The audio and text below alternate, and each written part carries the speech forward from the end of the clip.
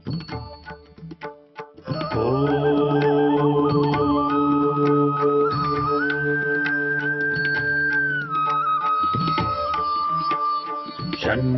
मित्रः शं वरुणः शन्नो भवत्वर्यमा शन्न इन्द्रो बृहस्पतिः शन्नो विष्णुरुक्रमः ॐ शान्ति शान्ति शान्तिः।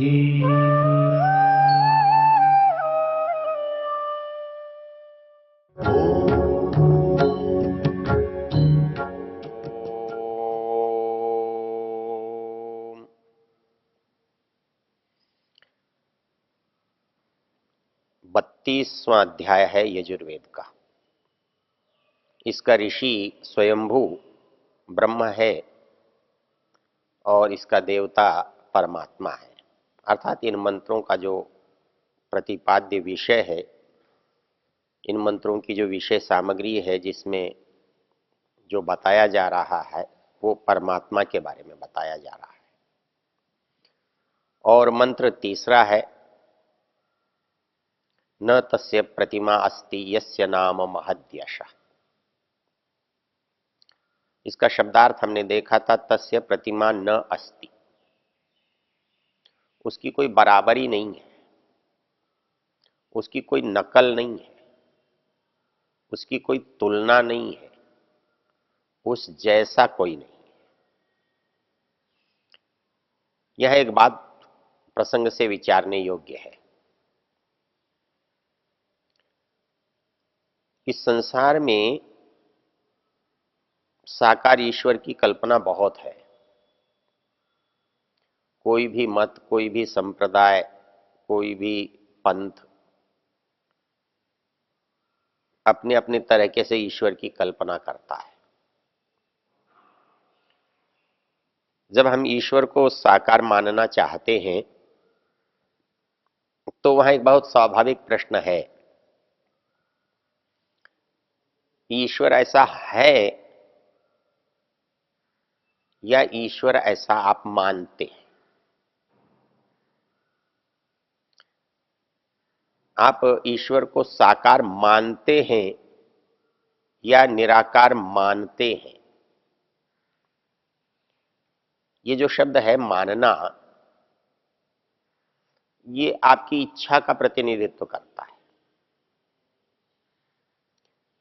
आप चाहें तो उसे निराकार मान सकते हैं, आप चाहें उसके साकार मान सकते हैं। यदि वस्तु केवल मानने पर निर्भर है, यदि मैं मानता हूं इसलिए है, फिर वस्तु के होने की आवश्यकता नहीं है। फिर मैं जैसा चाहूं वैसा मान सकता। होने में और मानने में अंतर है।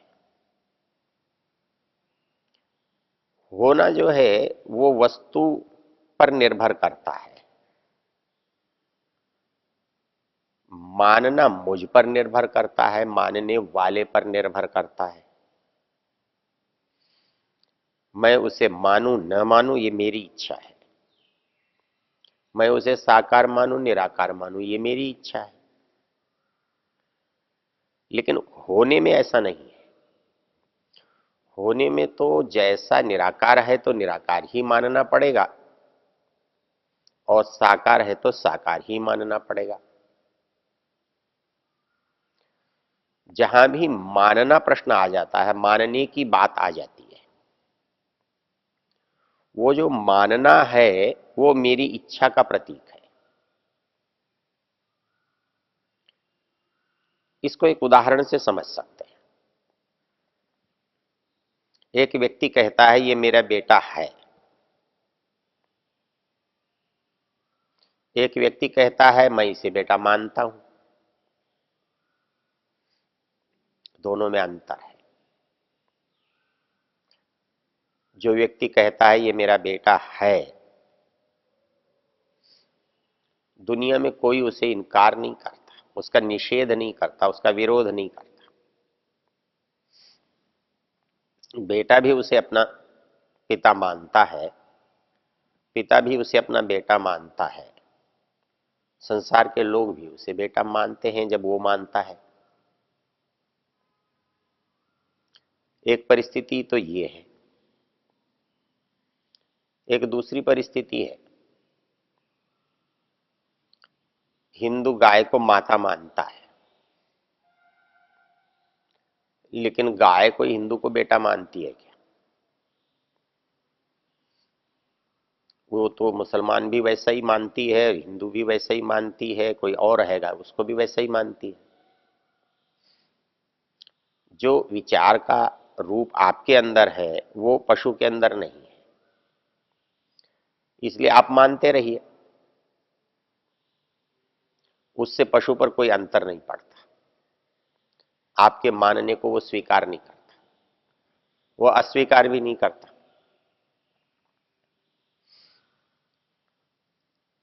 कुछ लोग कुत्ते को ही अपना बच्चा मान लेते हैं, न कुत्ता स्वीकार करता न पड़ोसी स्वीकार करता, लेकिन आपको स्वीकार करने से कोई रोक नहीं सकता। आपकी इच्छा है, आप उसे स्वीकार कर सकते हैं।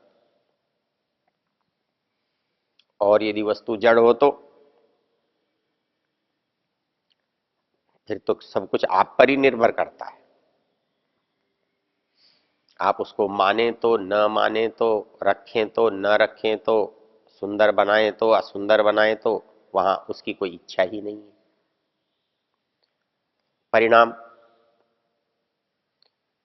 जो है नहीं उसकी कल्पना आप चाहे जैसे कर सकते हो। इसलिए जिस दिन हम ईश्वर को साकार मानते हैं उस दिन जितने मानने वाले हैं उतनी तरह के ईश्वर हैं। हिंदू में भी कहता है मैं तो देवी को मानता हूं,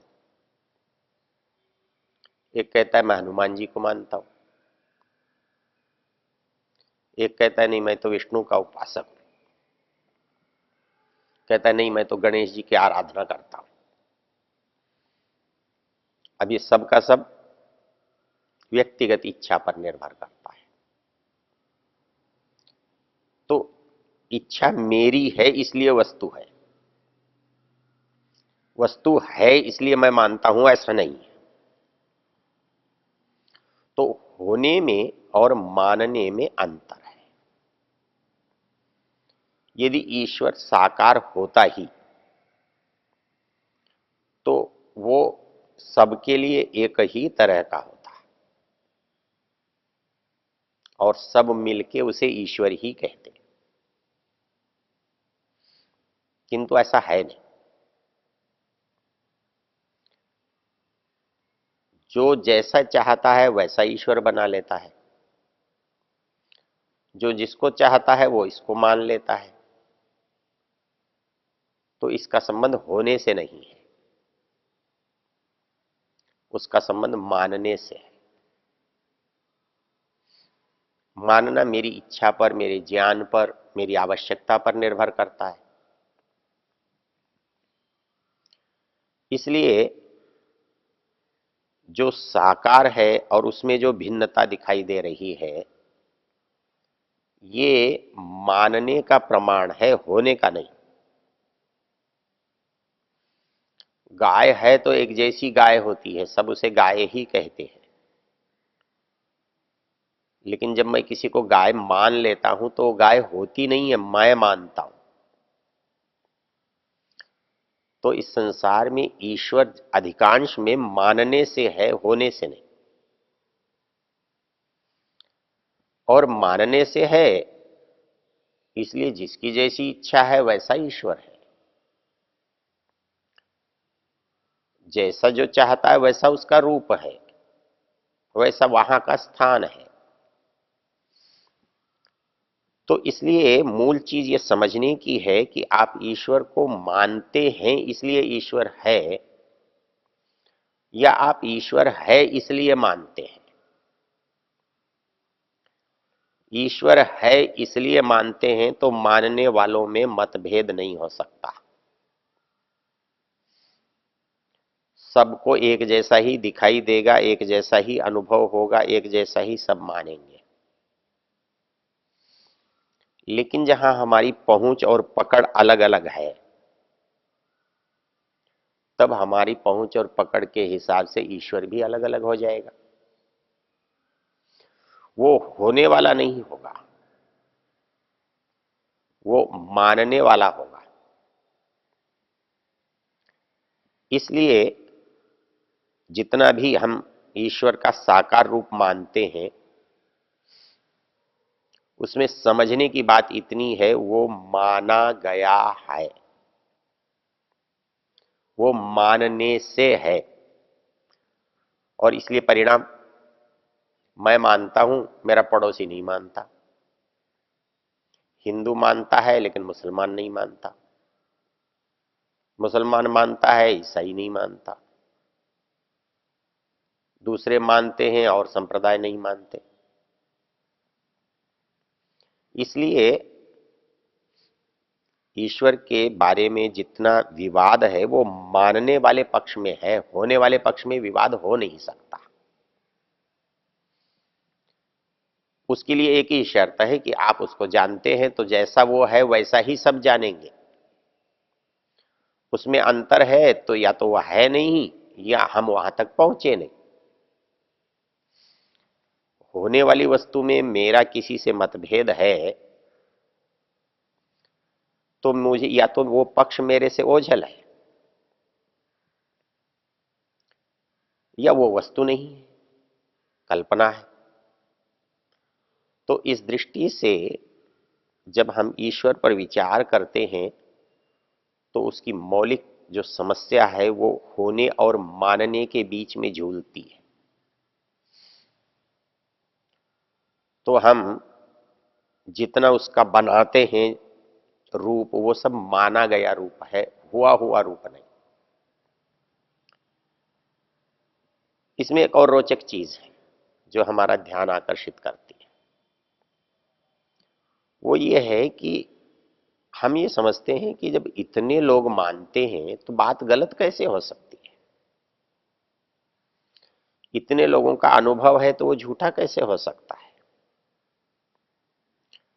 इतने लोगों को उससे लाभ होता है तो वो लाभ न होता हो ऐसी कैसे हो सकता है। यदि इस पर भी हम विचार करें, इसका कारण समझने का यत्न करें, तो कारण भी समझ में आता है। कैसे समझ में आता है?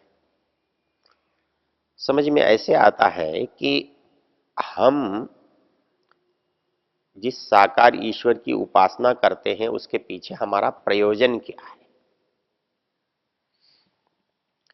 हम किस उद्देश्य से प्रेरित हो रहे हैं, हम वहां जाकर चाहते क्या है। तो सारे इस जानने के मूल में और बातें तो हो सकती हैं, पर मुख्य बातें दो हैं।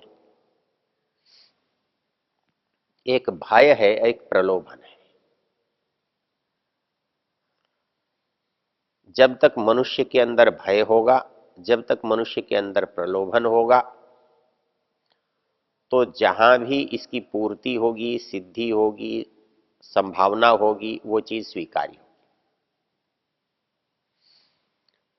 मनुष्य डरता है, दुखों से डरता है,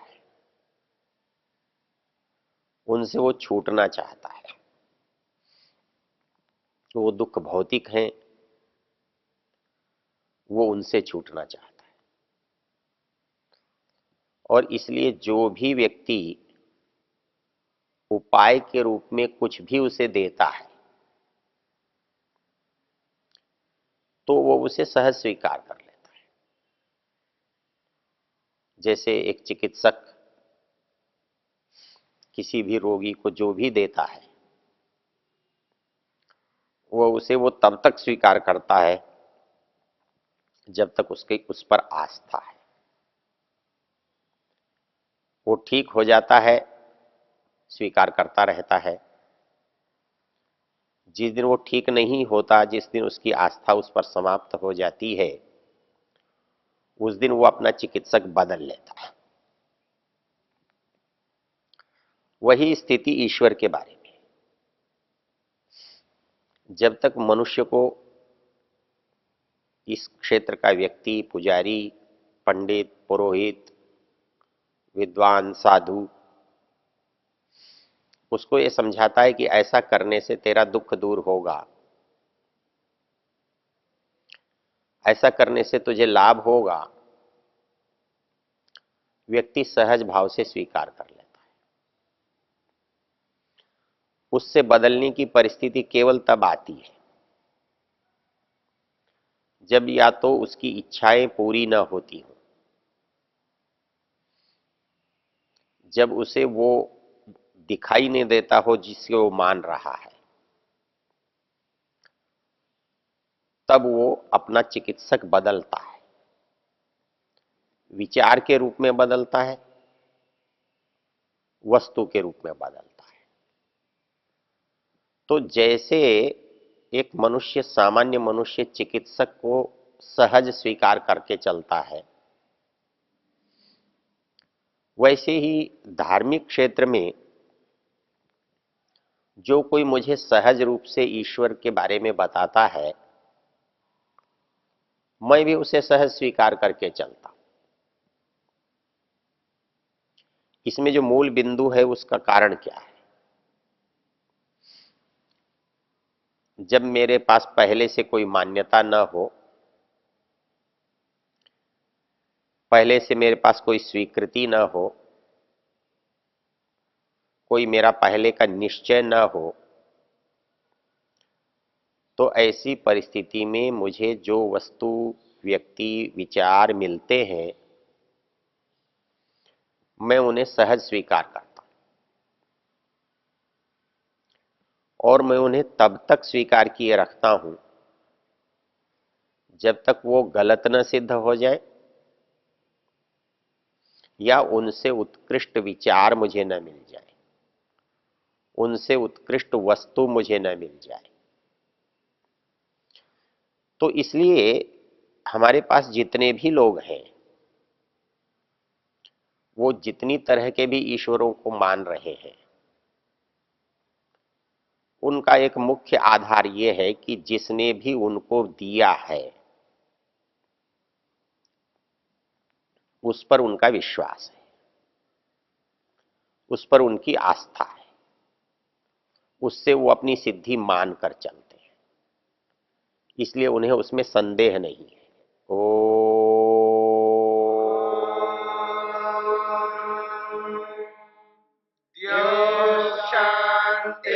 शान्तिरन्तरिक्षं शान्तिर्पृथिवी शान्तिरापः शान्तिरोषधयः शान्तिः वनस्पतयः शान्तिर्विश्वे देवा शान्तिर्ब्रह्म शान्ति सर्वं शान्ति शान्तिरेव शान्ति क्षमा शान्तिरेधि ॐ शान्ति शान्ति शान्तिः